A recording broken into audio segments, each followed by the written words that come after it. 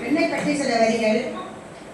பெண் குழந்தையாக, தாயாக, சேயாக, மனைவியாக, அம்மாவாக எல்லாத்துக்கும் உருவெடுத்திருக்காங்க. இதுல என்னன்னா அவங்களுக்கு தைரியம் யார்கிட்ட இருந்து வருதுன்னா பெத்த தாய்கிட்ட இருந்து வந்தா பெண்கிட்ட வருது.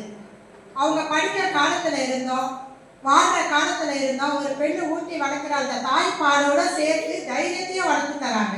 அந்த தைரியத்தை நம்மளும் எங்க போனாலுமே வளர்த்துக்கிட்டு எந்த இடத்துலையும் எந்த ஒரு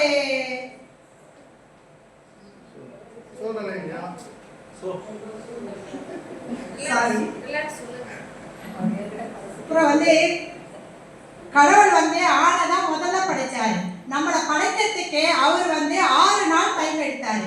ஏன்னா சகிப்புத்தன்மை, பிடிச்சது பிடிக்காதது எல்லாத்தையுமே வரமா தரணும்னு சொல்றதுக்காகவே அவர் 6 நாள் நம்மளை இது பண்ணினாரு. பெண்மை என்றது மிகவும் மென்மையான மனம் கொண்டவன். அவளுக்கு பலம் பலவீனம் ரெண்டுத்தையுமே கொடுத்து எல்லாரையுமே ஆக்கிரமிக்கிற ஒரு மனசை கடவுள் படைச்சு கொடுத்தாரு. அவ ஒரு வீட்டில் அவ நோய்வாய்ப்பட்டாலும் அவளே தான் தன்னை தேர்த்திக்கிட்டு வீட்டில் ஒரு நாளைக்கு 18 மணி நேரமும் அவ தான் வேலை பார்க்கணும்.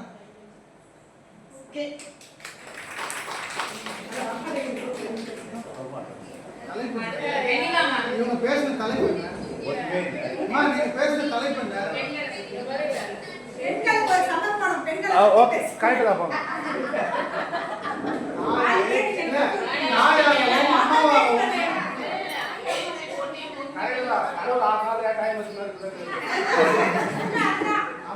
என்னுடைய தலைப்பு மனைவிகளுக்குள்ள சிறப்புகள். ஆனா இங்க நான் பேசணும்னு நினைச்ச மனைவிகளை பத்தி, ஆனா அநேக ஆண்கள் இல்லை, இருந்தாலும் சில வார்த்தைகளை மனைவிகளை பத்தி பேசுறேன். மனைவி என்பவர் யார்? மனைவிக்கு இன்னொரு பேர் உண்டு, அந்த பேர் அன்பு. மனைவிக்கு இன்னொரு பேர் உண்டு, அன்பு. மனைவி ஒரு குடும்பத்தை சுமந்து கொண்டு அவங்க வேலைக்கு போறாங்க. அவங்க ஒவ்வொருவரும் குடும்பத்தை சுமக்கக்கூடிய அன்பு தேவதைகள். மனைவிகள் அன்பு தேவதைகள்.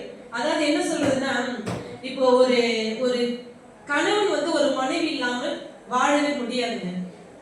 ஆனா மனைவி இல்லாமல் ஒரு கணவனால் வாழ முடியாது. ஆனா ஒரு கணவன் இல்லாமல் ஒரு மனைவியா வாழ முடியும். ஏனென்றால் அந்த மனைவிக்கு மன தைரியம் உண்டு, திடகாத்திரம் உண்டு, அவருக்குள்ள ஒரு சகிப்புத்தன்மை உண்டு, அவரால் வாழ முடியும்.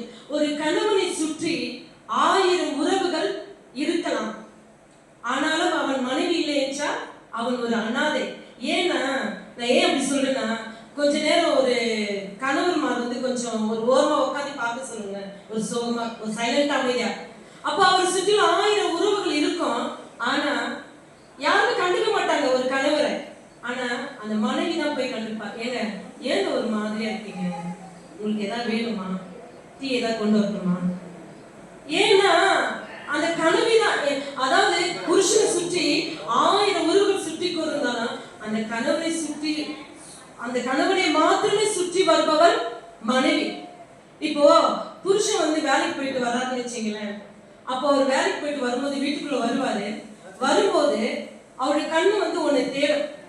அது என்னன்னு உங்களால சொல்ல முடியுமா? அவர் கண்ணு ஒண்ணு தேடும், உள்ள வராரு, ஆனா அவர் கண்ணு ஒண்ணு தேடும். பிள்ளைங்க எல்லாம் விளையாடிட்டு இருப்பாங்க, ஆனாலும்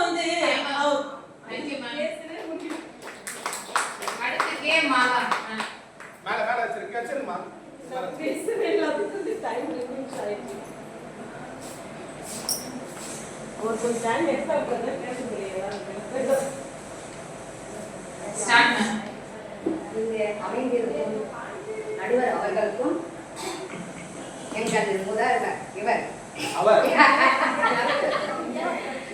கிருஷ்ணகுமார் பிரசிடன்ட் சார் அவர்களுக்கும், எங்களிடம் போட்டி போட வந்திருக்கும் சிங்கப்பெண்கள் அவர்களுக்கும் என் வணக்கம்.